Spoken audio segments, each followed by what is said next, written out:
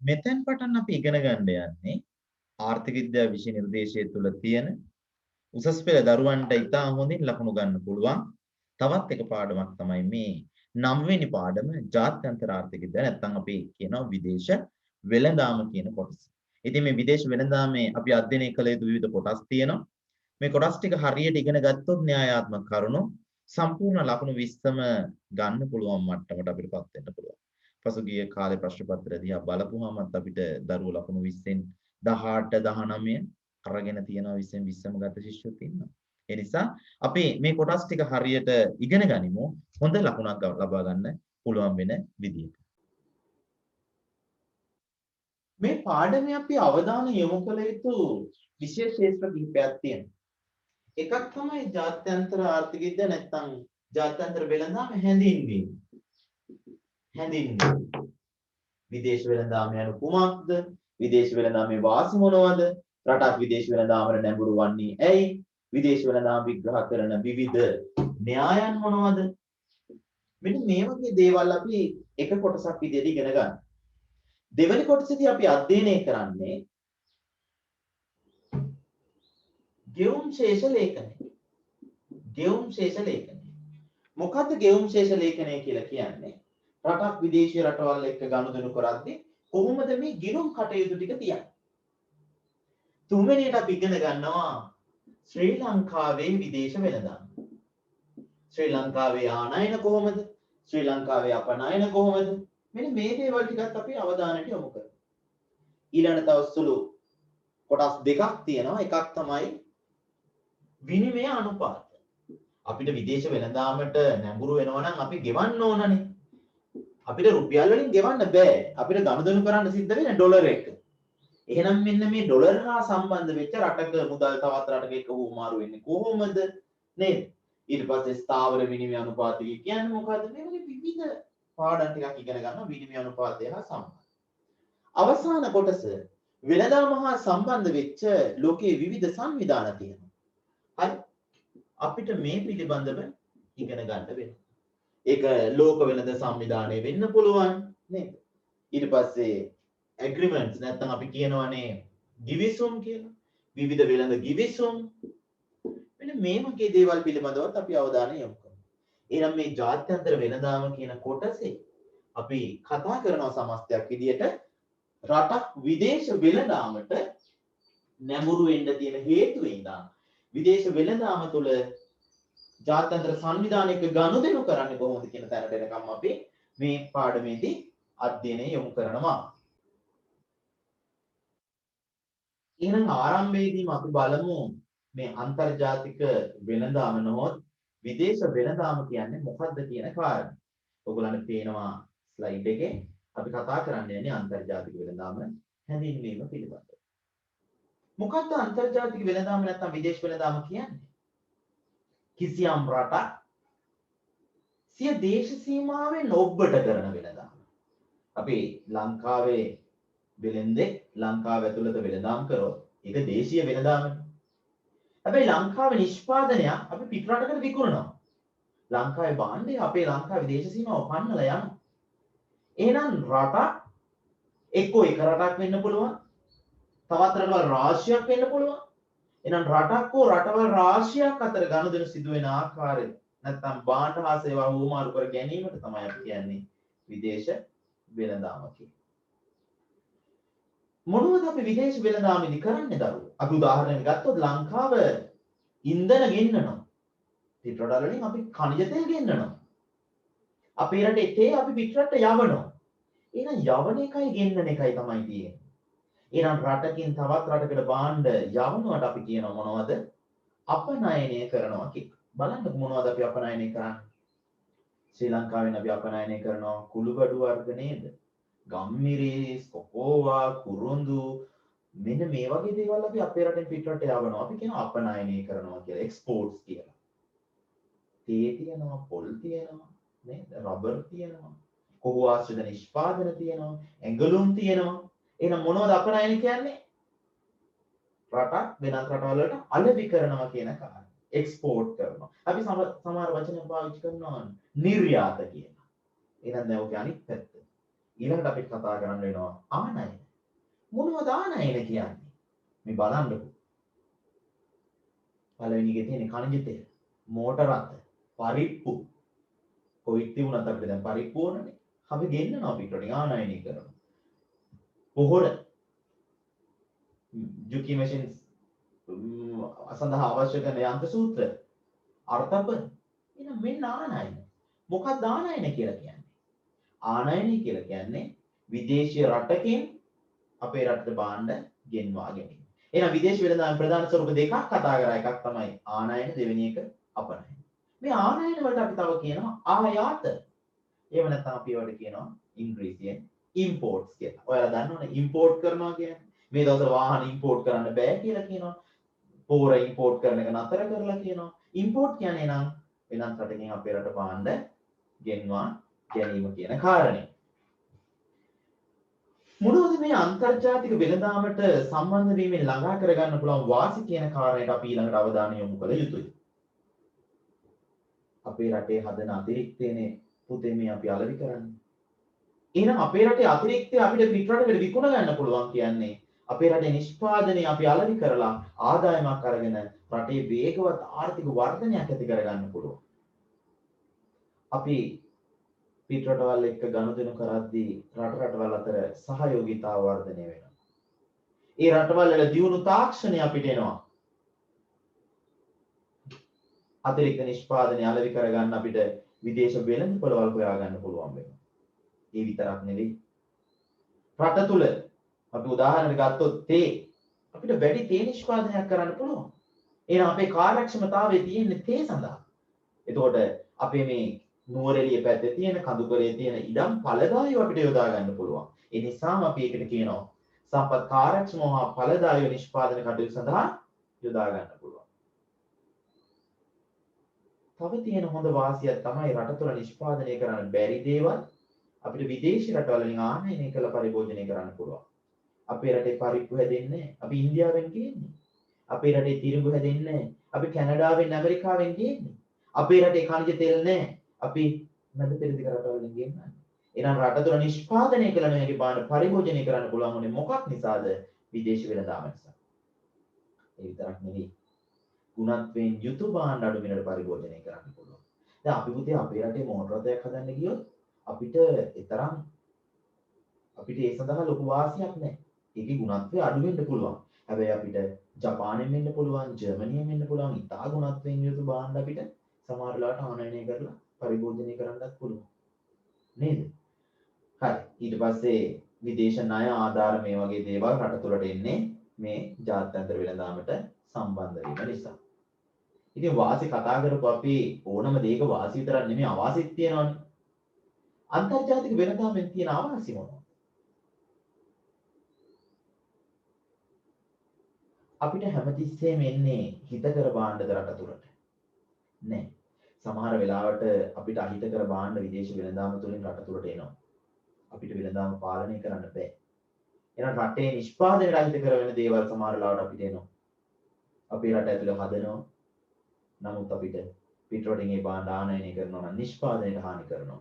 නිෂ්පාදකයන්ට හානි කරනවා. ඒ වගේම මත්ද්‍රව්‍ය, මත්කුඩු වගේ දේවල් විදේශ වෙළඳාම හරහා රටවල් වලට ලැබෙනවා. ඒක එච්චර හොඳ දෙයක් නෙවෙයි. ඊළඟ පුතේ අපේ අනවශ්‍ය විදියට විශේෂීකරණය වීම රටකට හොඳ නැහැ. අපි නුවරඑළිය යාල හදන්නෙම නැහැ. අපි ඔක්කොම හදන්නේ අපනයනය කරන්න පුළුවන් කියලා තේ. ලෝක වෙළඳාම අභියෝගයට ලක් කරන වෙන තරක් ආවොත් එහෙම. ලෝක යුද්ධයක් ආවොත් අපිට අපේ තේ ටික රට ඇතුලේ කන්න පුළුවන්ද බොන්න පුළුවන්ද? බැහැ. එමුන අනවශ්‍ය විදියට විශේෂීකරණය වීම රටකට එච්චර වාසිදායක වෙන්නේ නැහැ. අපේ රටේ පරිභෝජනය අද වෙනකොට සම්පූර්ණයෙන්ම වගේ රැඳිලා තියෙන්නේ විදේශීය ආනයනික මත. ඉස්සර නම් අපි කිව්වා කොහොමද? අපි වවලයි අපි කෑවේ උත්තම රජ වරුන් වගේ කියලා. අද පුතේ අපේ දෙපතුලේ සිට හිස් මුදුන දක්වා සියලු දේ අපනයනය කරනවා. එයා පින් එක, පාවහන්, වෙසක් කාලේ වෙසක් කූඩු නේද? ක්‍රිස්මස් කාලේ බල්බ් මේ සියල්ලක් අපි ආනයනය කරනවා. අනවශ්‍ය පරිභෝජනයක් අපි විදේශීය රටවල් මත යපිලා කරනවා. අපේ රට ඇතුලේ නිෂ්පාදනය කරනගෙන පරිභෝජනය කරනවට වඩා. ඉතින් මම මේ කිව්වේ දල වාසි අවාසි ටික ඊට වඩා සුවිශේෂ වාසි අවාසිත් අපි පේපර් සාකච්ඡා කරනකොට අරගෙන යන්න ඕන. මේ විතරක් නෙමෙයි තියෙන වාසි.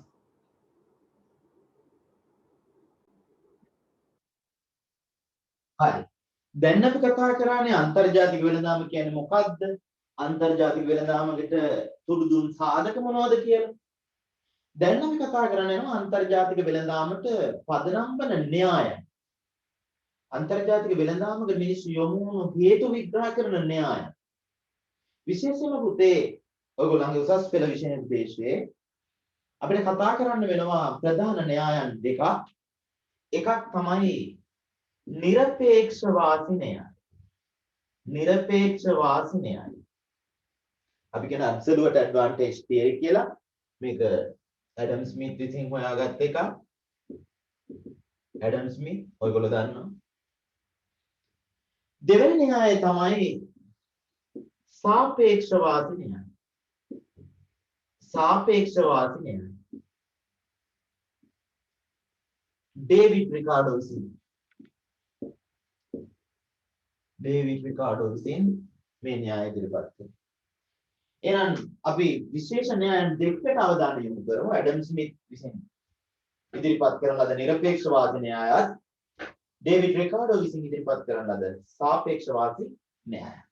අපි මේ න්‍යායන් දෙක අධ්‍යයනය කළ යුතුයි. හේතුව විභාග ප්‍රශ්න යොමු වීමේ ප්‍රධාන ක්ෂේත්‍රයක් වෙන්නේ මේ නිරපේක්ෂ හෝ සාපේක්ෂ වාසිය ගණනය කිරීම කියන කාරණය.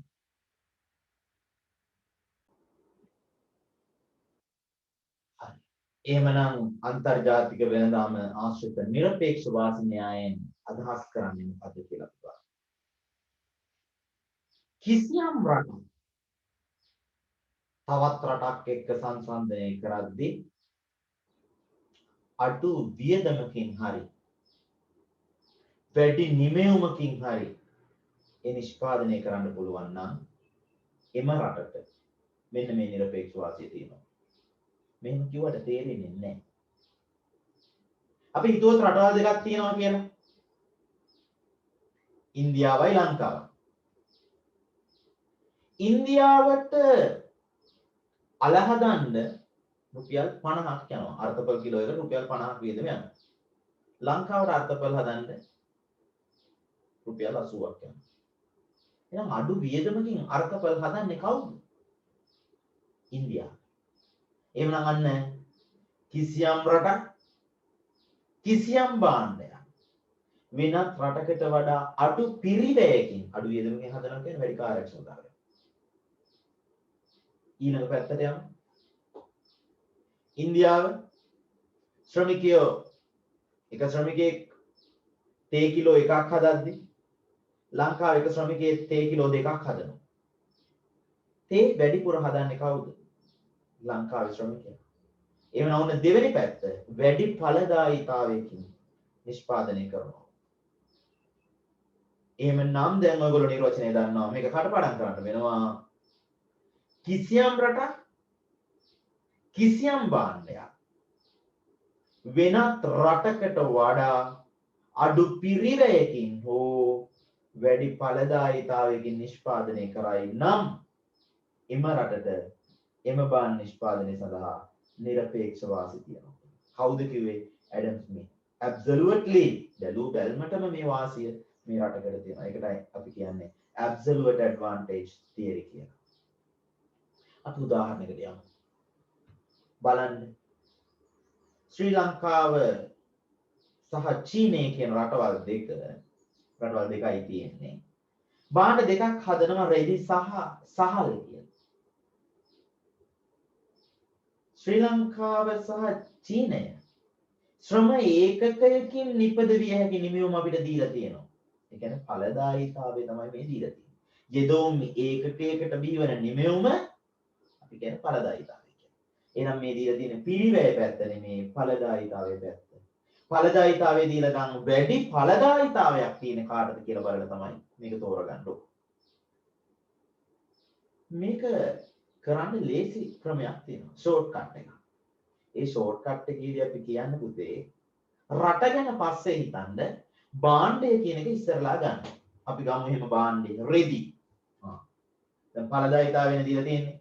වැඩිපුර රෙදි හදන්න පුළුවන් කාටද? වැඩිපුර රෙදි හදන්නේ කවුද? රෙදි කියන එක බැලුවොත් ලංකාව 8යි චීනය 4යි. වැඩියෙන් රෙදි හදන්න පුළුවන් කාටද? ශ්‍රී ලංකාවට. ශ්‍රී ලංකාව 8ක් හදද්දී චීනය 4නේ හදන්නේ. එහෙනම් ශ්‍රී ලංකාවට රෙදි නිෂ්පාදනය සම්බන්ධයෙන් නිරපේක්ෂ වාසියක් තියෙනවා. පැහැදිලි වුණාද? ශ්‍රී ලංකාවට රෙදි නිෂ්පාදනය සම්බන්ධයෙන් නිරපේක්ෂ වාසියක් තියෙනවා. ආය උදාහරණයකට ගියොත් සහල් කියන භාණ්ඩයේ දිගේ ගියොත් සහල් ශ්‍රී ලංකාව 5යි චීනය 7යි. වැඩියෙන් සහල් හදන්න පුළුවන් කාටද? චීනයට. එහෙනම් චීනයට සහල් නිෂ්පාදනය සම්බන්ධයෙන් නිරපේක්ෂ වාසියක් තියෙනවා. එහෙනම් මේ தত্ত্বය යටතේ ශ්‍රී ලංකාවට රෙදි නිෂ්පාදනය සම්බන්ධයෙන්ද චීනයට සහල් නිෂ්පාදනය සම්බන්ධයෙන්ද නිරපේක්ෂ වාසියක් තියෙනවායි කියලා අපිට කියන්න පුළුවන්. මෙන්න මේක තමයි පුතේ නිරපේක්ෂ වාසි න්‍යාය කියන්නේ. කවුද මේක ඉදිරිපත් කරේ? ඇඩම් ස්මිත්. මොකද්ද කිව්වේ? කිසියම් රටක් තවත් රටකට සාපේක්ෂව අඩු පිරිවැයකින් හෝ වැඩි ඵලදායීතාවයකින් කිසියම් භාණ්ඩයක් නිෂ්පාදනය කරයි නම් අදාළ රටේ එම භාණ්ඩය සම්බන්ධයෙන් නිරපේක්ෂ වාසියක් පවතී කියලා.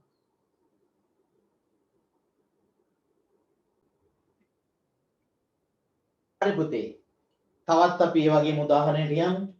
මෙන්න මේ ටේබල් එක තමයි පුතේ 2014 A level වලට දීලා තියෙන ටේබල් එක. අපිට දීලා තියෙනවා රටවල් දෙකක් චීනය ශ්‍රී ලංකාව. යන්ත්‍ර සූත්‍ර චීනය 50ක් හදනකොට ලංකාවේ 10යි. 150ක් ඇඟලුම් මේකක චීනය නිෂ්පාදනය කරනකොට ශ්‍රී ලංකාව 50යි.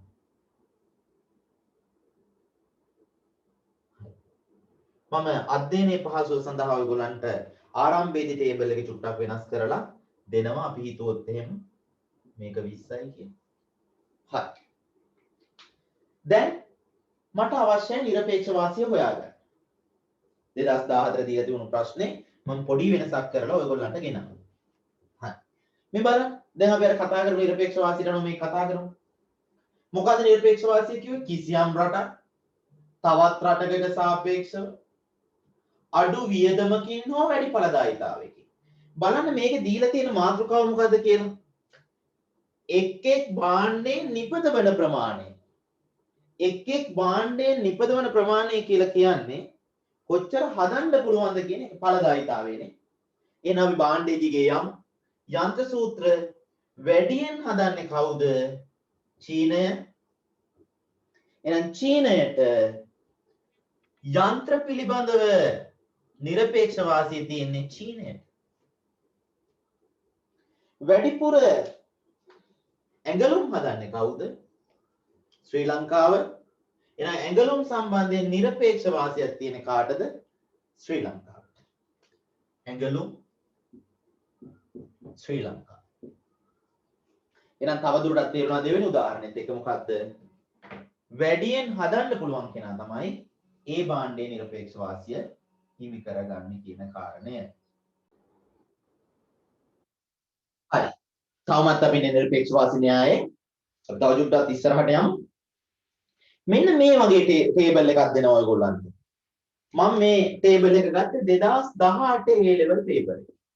ඒතකොට මම මේ විවිධ ටේබල් ඔයගොල්ලන්ට හුරු වෙන්න ඕන නිසා මේක ගත්තා. හරි. ඒක කියන්නේ භාණ්ඩ ඒකකයන් නිපදවීම සඳහා අවශ්‍ය ශ්‍රම පැය ගණන. ඒක ටිකක් වෙනස්. භාණ්ඩ ඒකකයක් නිපදවීම සඳහා අවශ්‍ය ශ්‍රම පැය ගණන. ඉස්සරලා දුන්නේ එක ශ්‍රමිකයෙක් කොච්චර හදනවද කියන එක ඵලදායීතාව. දැන් දීලා තියෙන්නේ අවශ්‍ය ශ්‍රම පැය ගණන. එහෙනම් මේ දීලා තියෙන අප්‍රෝච් එක මොකද්ද? මේ දීලා තියෙන ඵලදායීතාවයට නෙවෙයි, මේ දීලා තියෙන්නේ පිරිවැයට. එවන අපි ටේබල් එක සම්පූර්ණ කරගමු. X භාණ්ඩය හදන්න ශ්‍රම පැය A රටේ ඕන කරනවා 5ක්, B රටේ ඕන කරනවා 4ක්. x භාණ්ඩය හදන්න b රටේ ඕන කරනවා 4ක්. sorry y භාණ්ඩයට මෙතන ආවේ. y භාණ්ඩය හදන්න අවශ්‍ය කරනවා ශ්‍රම පැය 8ක්. හරි. අපි a කියන රට ගත්තොත් x හදන්න 5යි y හදන්න 4යි b කියන රට ගත්තොත් x හදන්න 4යි y හදන්න 8යි. හරි. දැන් මොකද්ද මම දුන්න ෂෝට්කට් එක ඔයගොල්ලන්ට? මම කිව්වා කොච්චර ටේබල් එක කම්ප්ලෙක්ස් කරලා දිනුනත් කමන්නේ. ඔයගොල්ලෝ යන්න ඕනේ මොකක්ද දිගේද? භාණ්ඩය දිගේ. ඔයගොල්ලෝ ගන්නවා මොකද්ද භාණ්ඩය? x කියන භාණ්ඩය. x කියන භාණ්ඩය. එහෙනම් අර নিরপেক্ষ වාසි නිර්වචනෙම තිබුණා කිසියම් රටක් තවත් රටකට සාපේක්ෂව අඩු පිරිවැයකින් නෝ වැඩි ඵලදායීතාවයකින්. එහෙනම් මෙතන අපිට හොයන්න වෙන්නේ පිරිවැය දීලා තියෙනවා නම් වියදම දීලා තියෙනවා නම් අඩු වියදමකින් මේ භාණ්ඩය හදන්න පුළුවන් කාටද කියලා. මෙයාට පැය 5ක් යද්දී මෙයාට x හදන්න යන්නේ පැය 4යි. එහෙනම් x පැය 4කින් හදන්නේ කවුද? b කියන රට. b කියන රට. එහෙනම් x භාණ්ඩය අපි දෙනවා මොකක් රටටද? b රටට. ඇයි දුන්නේ? අඩු වියදමකින් හැදුවේ යා. a රට හදන්න ගියොත් 5ක් යනවා. b රටට 4කින් පුළුවන්. ඊළඟට එනවා අපි y භාණ්ඩය. මෙතනත් y මෙතනත් y. y කියන භාණ්ඩය හදන්න a රටට යන්නේ ශ්‍රම ඒකක 4යි. b රටට යනවා ශ්‍රම ඒකක 8යි. එහෙනම් අඩු ශ්‍රම පැය ප්‍රමාණයකින් මේ y කියන භාණ්ඩය හැදුවේ කවුද? a කියන රට. එහෙමනම් y භාණ්ඩය අපි බෙදලා දෙනවා හදන්න කියලා කාටද? a රටට. හරි? ඇයි එහෙම උනේ? අඩු වියදමකින් හදන කෙනාට තමයි දුන්නේ. එහෙනම් දැන් නිරපේක්ෂ වාසි න්‍යාය 100%ක් තේරෙනවා. කිසියම් රටක් තවත් රටකට සාපේක්ෂව අඩු පිරිවැයකින් හෝ වැඩි ඵලදායීතාවයකින් භාණ්ඩයක් නිෂ්පාදනය කරයි නම් එම රටට එම භාණ්ඩය සම්බන්ධයෙන් නිරපේක්ෂ වාසියක් පවතී. හොඳට මතක තියාගන්න මේ ටේබල් එකේ උඩ දෙන්නේ පිරිවැයද නැත්නම් ඵලදාවද කියන එක මත තමයි මේක තීරණය කරන්නේ. මේ ටේබල් එකේ හෙඩින් එක දිහා හැමතිස්සෙම බලන්න. හෙඩින් එක තිබුණොත් එහෙම අවශ්‍ය ශ්‍රම පැය ගණන කියලා වියදම පිරිවැය අඩු පිරිවැය දෙන්න. හැබැයි දීලා තිබුණොත් එක් ශ්‍රමිකයෙකුගේ නිමෙවුම කියලා ඒ ඵලදායීතාව. එතකොට වැඩියෙන් හදන කෙනාට දෙන්න. වියදම පැත්තෙන් අඩුවෙන් හදන කෙනාට අඩු වියදමකින් ඵලදාව පැත්තෙන් වැඩියෙන් හදන්න පුළුවන් කෙනාට. මම හිතන්නේ මේ කොටසත් ඔයගොල්ලන්ට තේරුණා කියලා.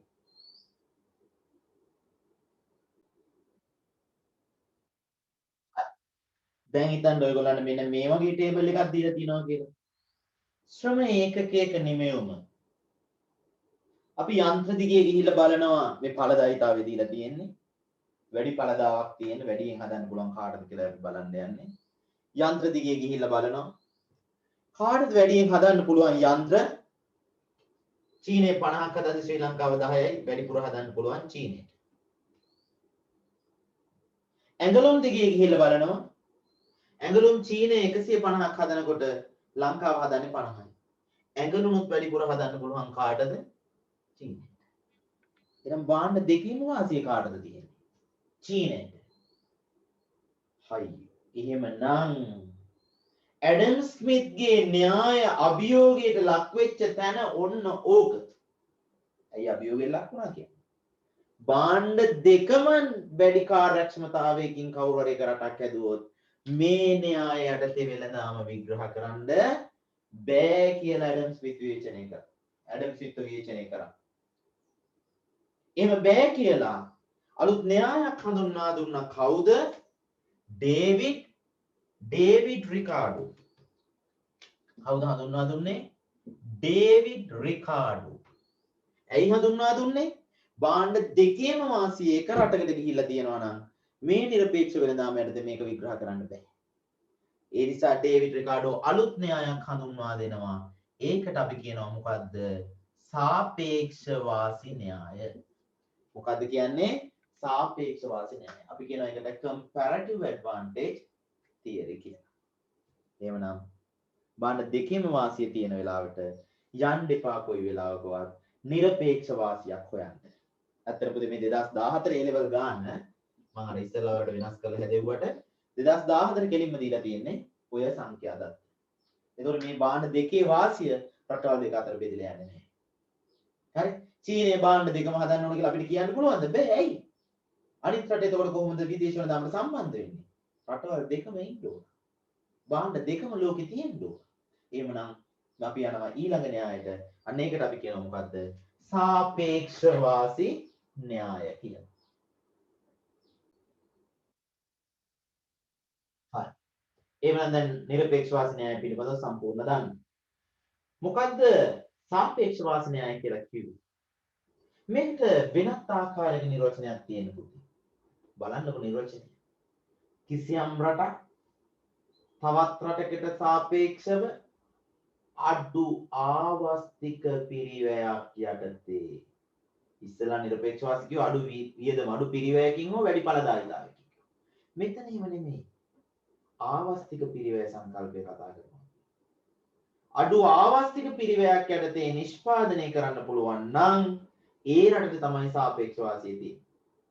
එහෙනම් අපි ආවස්තික පිරිවැය හෙවීම අත්‍යවශ්‍යයි මේ සාපේක්ෂ වාසි න්‍යායත් අනුව විදේශ වෙළඳාමේ විග්‍රහ කිරීමේදී. අපි යමු උදාහරණයකට පොඩ්ඩක්. මේ බලන්න. ඇමරිකා එක්සත් ජනපදයේ හා කැනඩාව ශ්‍රමයකින් නිපදවිය හැකි රෙදි හා තිරිඟු ප්‍රමාණය දීලා තියෙනවා. එහෙනම් මේ දීලා තියෙන්නේ නිපදවිය හැකි ප්‍රමාණ කියන්නේ ඵලදායීතාවය දීලා තියෙනවා. ඵලදායීතාවය දීලා තියෙනවා. ඇමරිකාවට 6ක් හදන්න පුළුවන් තිරිඟු, කැනඩාවට 1යි. වැඩියෙන් හදන්න පුළුවන් කාටද? ඇමරිකාවට. භාණ්ඩයේදී ගෙනියන්නේ අපි. ඊළඟට රෙදි ඇමරිකා එක්සත් ජනපදයේ 3ක් හදද්දි කැනඩාව 2යි. රෙදිත් වැඩිපුර හදන්න පුළුවන් කාටද? ඇමරිකාවට. එහෙනම් අපිට පුළුවන් ද නිරපේක්ෂ වාසියට මේක කතා කරන්න? බෑ. එහෙනම් දැන් අපි යනවා මොකද්ද? සාපේක්ෂ වාසිය යටතේ මේ විදේශ වෙළඳාම විග්‍රහ කරන්න. කොහොමද අපි සාපේක්ෂ වාසිය ගණනය කරන්නේ? සාපේක්ෂ වාසිය ගණනය කරද්දී අපි කිව්වා අපිට ආවස්තික පිරිවැය ගණනය කරන්න වෙනවා කියලා. ඔයාලට මතකද ආවස්තික පිරිවැය පාඩම? ඔයාලට මතකද ආවස්තික පිරිවැය පාඩම?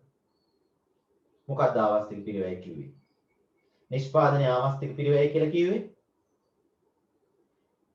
එක් භාණ්ඩයක නිෂ්පාදනය සමාන වූ අමතර එකකින් වැඩි කිරීමේදී ඒ වෙනුවෙන් කැප කරන අනෙක් භාණ්ඩයේ ප්‍රමාණය. ඒකටනේ අපි ආවස්තික පිරිවැය කිව්වේ. එහෙනම් අපි ඉන්න ඒක මේ ටේබල් එකේ තොරතුරු වලට ඇප්ලයි කරමු.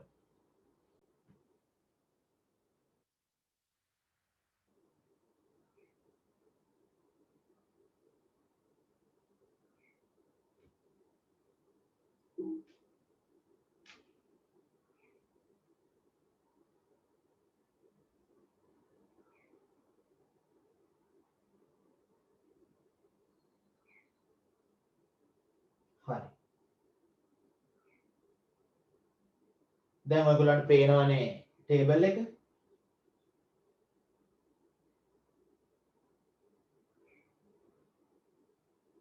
මේ ටේබල් එක මම මොකද කරන්නේ ඔයගොල්ලන්ට විස්තර කිරීම සඳහා ගේනවා මොනවටද ස්ලයිඩ්ස් වලට. ස්ලයිඩ් එකේ මම දැන් මේක ගණනය කරපු ආකාරය ඔයගොල්ලන්ට පැහැදිලි කිරීමක් කරනවා.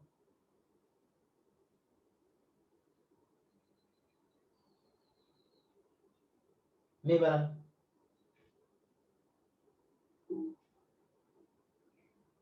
මේ තිරිඟු ඒකයන් නිපදවීමේ ආවස්තික පිරිවැය රෙදි වලින් අපි ගණනය කරා ඇමරිකාවේ 0.5යි කැනඩාවේ 2යි. ඔන්න තියෙනවා ටේබල් එක. රෙදි නිෂ්පාදනය කිරීමේ ආවස්තික පිරිවැය ඇමරිකාවේ 2යි කැනඩාවේ 0.5යි. තොරතුරු ටික ටේබල් එකේ තියෙනවා. තිරිඟු නිෂ්පාදනයේ අඩු ආවස්තික පිරිවැය ඇමරිකා එක්සත් ජනපදයේ සතුය. මොකක්ද ඇමරිකාව සතු? අඩු ආවස්තික පිරිවැය. 0.5යි යාලා කැප කරන්නේ. හැබැයි කැනඩාව 2ක් කැප කරනවා. රෙදි නිෂ්පාදනයේ අඩු ආවස්තික පිරිවැය කැනඩාව සතුයි. කැනඩාව 0.5යි රෙදි වලට කැප කරන්නේ. හැබැයි ඇමරිකාව 2ක් කැප කරනවා. ඒ නිසා නිරපේක්ෂ වාසිය වගේ නෙවෙයි සාපේක්ෂ වාසියේදී අපි බෙදලා දුන්නා එක දෙයක්. තිරිඟු ඇමරිකාවට රෙදි කැනඩාවට. මොකක් පදනම් කරගෙනද අපි බෙදලා දුන්නේ? අපි පදනම් කරගත්තේ සාපේක්ෂ වාසිය එහෙම නැත්නම් ආවස්තික පිරිවැය ගණනය කිරීම. එහෙනම් ඔයගොල්ලෝ හැමෝම ඔයගොල්ලන්ට සාපේක්ෂ වාසිය කියන වචනේ දීලා අහලා තියෙනවා නම් යමක් අනිවාර්යෙන්ම ආවස්තික පිරිවැය ගණනය කිරීමක් අත්‍යවශ්‍ය වෙනවා. පැහැදිලිද ගණනය කරපු ආකාරය? හරි.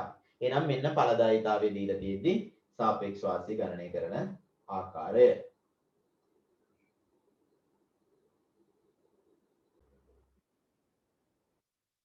හරි. දැන් අපි සාපේක්ෂ වාසියම පිරිවැයට ගණනය කරන්නයි යන්නේ. ඵලදායීතාවයටත් පෙර උදාහරණයක් හැදුවා. දැන් බලන්න මේ ටේබල් එකේ හෙඩින් එක මාතෘකාව. නිමෙවුම් ඒකකයක ශ්‍රම පිරිවැය. එකක් හදන්න කොච්චර ශ්‍රම පැය ගාණක් යනවද කියලා දීලා තියෙනවා. එහෙනම් ඵලදායීතාවය නෙවෙයි දීලා තියෙන්නේ. ඒකත් අපිට ඉගෙන ගන්න වෙනවා. එහෙනම් බලන්න A කියන රටට X භාණ්ඩය හදන්න ශ්‍රම පැය 5ක් යනවා. B කියන රටට X භාණ්ඩය හදන්න ශ්‍රම පැය 4යි යන්නේ. A කියන රටට Y භාණ්ඩය හදන්න ශ්‍රම පැය 4ක් යනවා. B කියන රටට Y භාණ්ඩය හදන්න ශ්‍රම පැය 8ක් යනවා. මෙන්න මේ වගේ තත්වයක් තුල අපිට කියනවා සාපේක්ෂ වාසිය ගණනය කරන්න කියලා.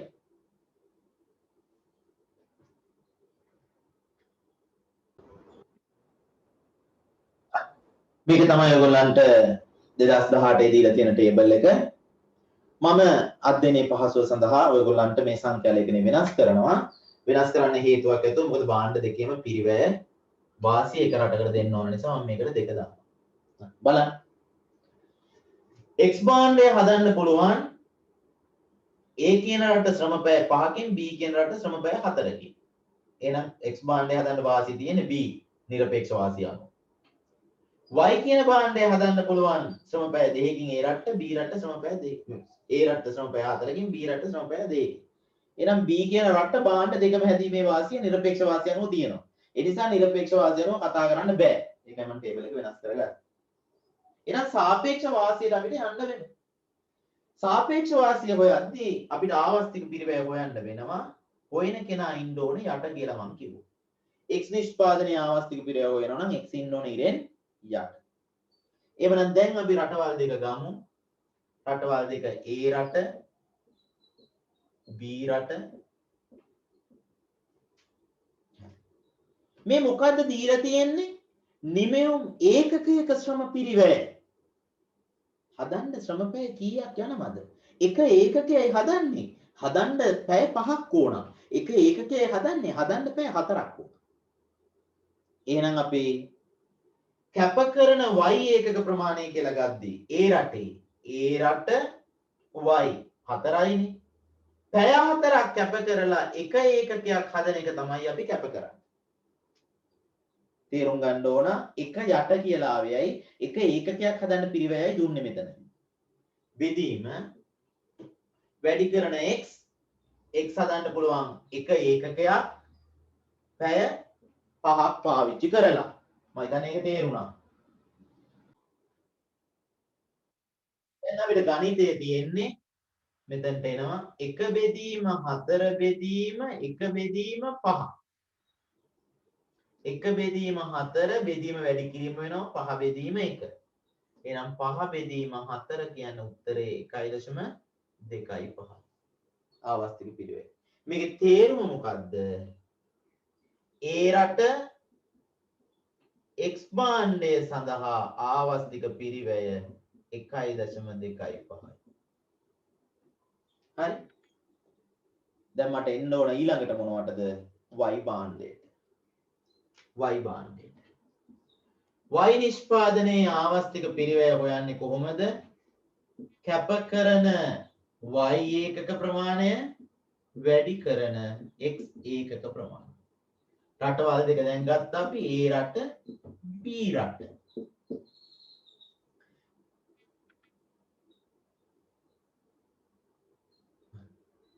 sorry y වල නම් ආවස්තික පිරිවැය හොයන්නේ කැප කරන x ඉරෙන් යන්න y. හරි. A රට B රට.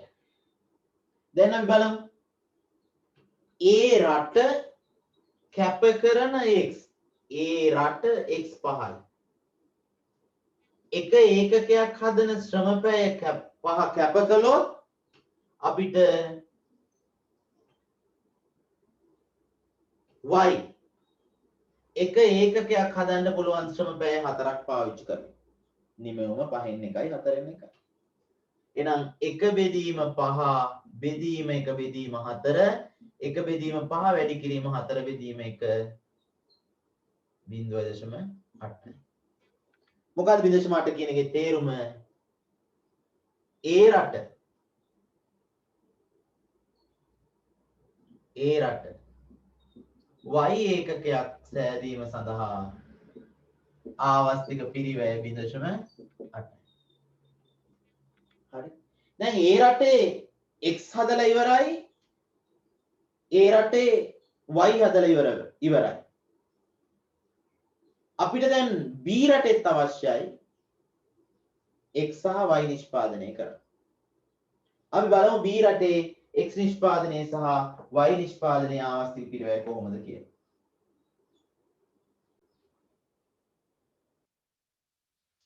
දැන් මෙහෙම අපි මෙතන b රටේ කැප කරන y ඒකක ප්‍රමාණය b කියන රට y එකක් හදන ශ්‍රම පැය 2 කැප කළා නම් අපිට x ඒකක හදන්න පුළුවන් b රටේ 4 1 බෙදීම 4 1 බෙදීම 2 බෙදීම 1 බෙදීම 4 වැඩි කිරීම බවට පත් වෙනවා 1 බෙදීම 2 වැඩි කිරීම 4 බෙදීම 1 4 බෙදීම 2 කියන්නේ 2යි 4 බෙදීම 2 කියන්නේ 2යි. හරි. මෙතන b රටේ y වල හොයන්න කැප කරන x b රට x එකක් හදන ශ්‍රම පැය ඉවත් කළා නම් 4 අපිට හදන්න පුළුවන් එකක් y වලින් ශ්‍රම පැය දෙකක් පාවිච්චි කරලා. එහෙනම් 1 බෙදීම 4 බෙදීම 1 බෙදීම 2 1 බෙදීම 4 වැඩි කිරීම බවට පත් වෙනවා බෙදීම 2 බෙදීම 1 ඒ කියන්නේ 0.5 2 4ෙන් බෙදපුවාම 0.5. එහෙනම් දැන් ඔන්න සියල්ලගේම ආවස්තික පිරිවැය හොයලා ඉවරයි. සාරාංශ කළොත් x නිෂ්පාදනයේ ආවස්තික පිරිවැය හෙව්වා a රටටයි b රටටයි. a රටේ සහ b රටේ වෙන වෙනම ආවස්තික පිරිවැය හෙව්වා. කොහොමද x නිෂ්පාදනයේ ආවස්තික පිරිවැය හෙව්වේ? කැප කරන y වැඩි කරන x. ෂෝට් කට් එකක් මම කියලා දෙන්නම්. පිරිවැයට නම් සාපේක්ෂ වාසිය හොයන්න තියෙන්නේ හැමතිස්සෙම 1 යට කියලා දාලා තමයි හදන්න ඕනේ. පිරිවැයට නම් සාපේක්ෂ වාසිය තියෙන 1 යට කියලා දාලා හදන්න ඕනේ. හරි? හරි. එහෙම හොයපුවාම x නිෂ්පාදනය සම්බන්ධයෙන් අඩු ආවස්තික පිරිවැයක් 1.25 තියෙන්නේ කාටද? A රටට. එහෙනම් x කියන භාණ්ඩය අපි දෙනවා A කියන රටට. අපි යමු y නිෂ්පාදනය. y නිෂ්පාදනයේ අඩු ආවස්තික පිරිවැයක් තියෙන්නේ. A රටට 0.8යි B රටට 0.5යි. අඩු ආවස්තික පිරිවැයක් තියෙන්නේ 0.5 මොන රටටද? B කියන රටට. එහෙනම් y භාණ්ඩය අපි දෙනවා මොන රටටද? B කියන රටට. එහෙනම් භාණ්ඩ දෙකේ සාපේක්ෂ වාසිය රටවල් දෙක අතර බෙදිලා ගියා. කොහොමද පිරිවැයට අපි හැදුවේ? පිරිවැයට ගණනය කිරීමක් කරනවා නම් 1 යට කියලා දාලා හදන්න ඕනේ. මෙතන පුතේ මම ඉස්සරලා x වල හොයලා අර පැත්තේ y වල හොයලා නැවත මෙතන x වලට ආවා.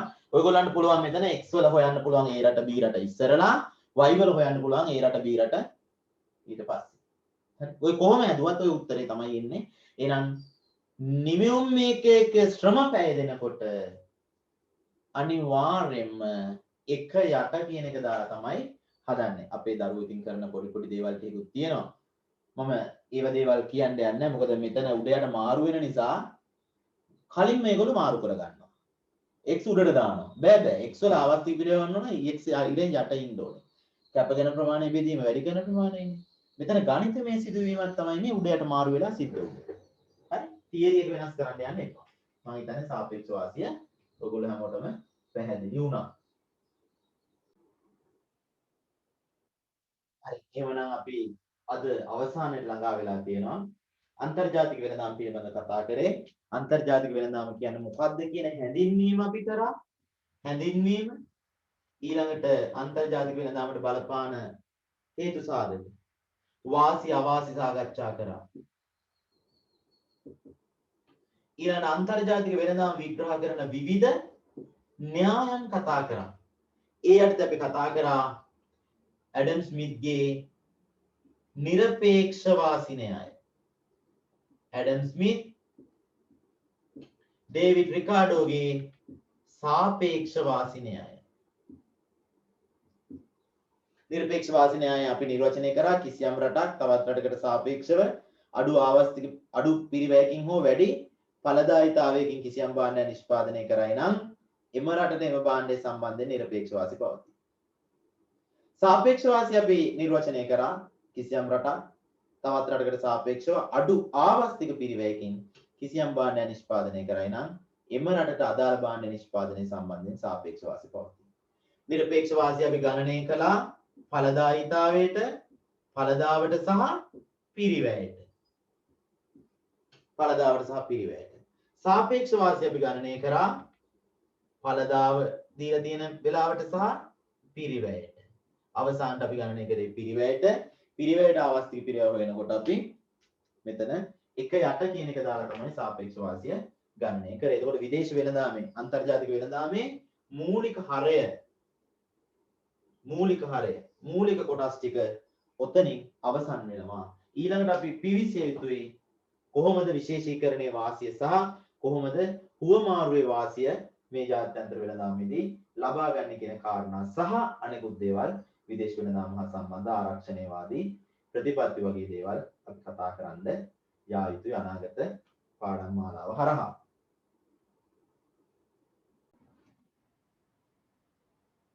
එහෙමනම් දරුවනේ මම හිතනවා අද දවසේ සාකච්ඡා කරපු දේවල් ඔයගොල්ලන්ට ප්‍රයෝජනවත් වෙන්න ඇති කියලා. ඊළඟ වීඩියෝවෙන් අපි හම්බෙමු. එතනදී අපි සාකච්ඡා කරන්නේ මොනවද? කොහොමද විශේෂීකරණයේ වාසිය ලබා ගන්නෙ? කොහොමද හුවමාරුවේ වාසිය ලබා ගන්නෙ? ඊළඟට ජාත්‍යන්තර වෙළඳාම හා සම්බන්ධ ආරක්ෂණය කියන සංකල්පය. ආරක්ෂණවාදී ක්‍රියාමාර්ග මොනවද? මෙන්න මේ වගේ තවත් මාතෘකා කීපයක් එක්ක අපි ඊළඟ වීඩියෝවේදී මුණ ගැහෙමු. ඔයගොල්ලන් හැම කෙනෙකුටම සුබ දවසක්.